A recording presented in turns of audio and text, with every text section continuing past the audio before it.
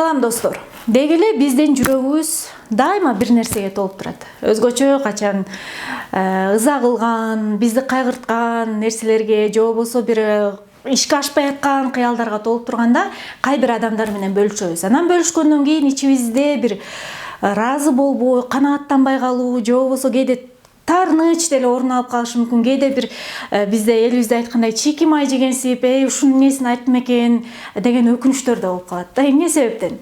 Анткени биз буга чейинки видеолорубузда бар ойчул жана сезимтал деп психологиялык эки типке бөлүнөбүз. Ойчулдар чечим чыгарганда көбүрөөк мээси менен акылдашып чыгарса, сезимталдар көбүрөөк жүрөгү менен акылдашып, сезимдерин катыштырып чыгарат деп айтып бергенбиз.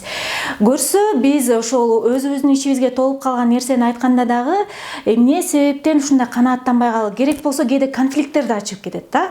Эмнеге ушундай болуп калат? Анткени ойчул башка бирөөнүн арманын угуп атканда деп коелучу, эми көбүнчө армандарыбызды бөлүшөбүз да. Ойчул угуп атканда анын табияты кандай иштейт? Ал дароо эле демек бул адам ага көйгөйүн айтып атат, демек бул көйгөйдү кантип чечсем болот деп параллелдүү түрдө эле айтып атканда эле анын мээсинде кадимкидей процесс жүрө баштайт.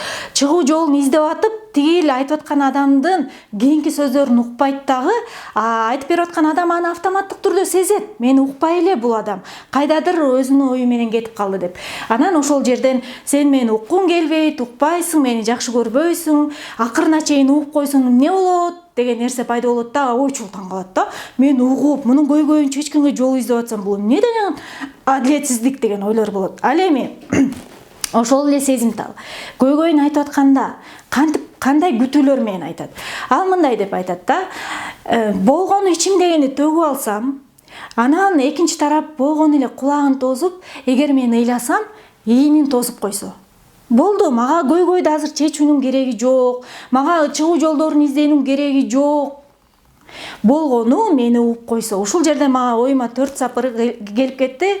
Рахат Жуманазарова деген акындын эң сонун азыр мага башымды жөлөп алып ыйлаганга ийин керек. Ким болсо ошол болсун, атын деле айтпай эле койсун дейт. Болгону эле мен ыйлап бүткүчөктү ийинин тосуп койсун деген сонун саптар бар да. Ошондуктан келиңиздер, кээде өзгөчө ойчул адамдар жөн эле кулак жана ийинибизди тосуп берип коелу.